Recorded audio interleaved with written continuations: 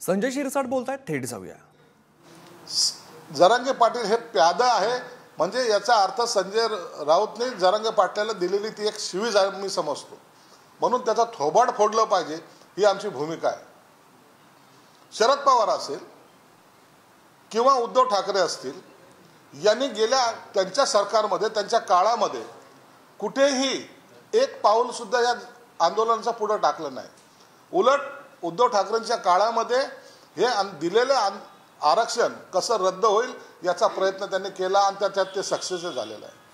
ज्यांना त्या काही द्यायचं नाही म्हणून त्यांनी हे आवाज उठवलेली आहे.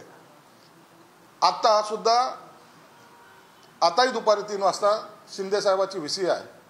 अनेक गोष्टीचा ते रोज त्याचा डेली फॉलोअप घेत आहेत. एक गोष्ट मुद्दामून नमूद करावीशी वाटते की जरांगे पाटलांना सरकारचे मुख्यमंत्र्यापासून अनेक मंत्री, मग उदय सामंत असतील, ते भुमरे असतील, ते आणखीन महाजन असतील, अनेक मंत्री भेटलेले आहेत, अनेक आमदार भेटतात आणि त्यांना सरकारची भूमिका समजून सांगतायत.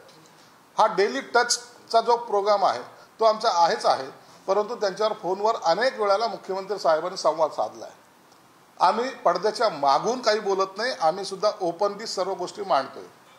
माझी तुमच्या माध्यमातून विनंती आहे, सरकार हे आता एकदम टोकाच्या स्टेजला आलेलं आहे, शेवटच्या स्टेजला आलेलं आहे आणि आरक्षण देण्यासंदर्भामध्ये फेब्रुवारी महिन्यामध्ये जे काय अधिवेशन सुरू होणार आहे त्याच्यामध्ये या आरक्षणाची घोषणा केली जाणार आहे.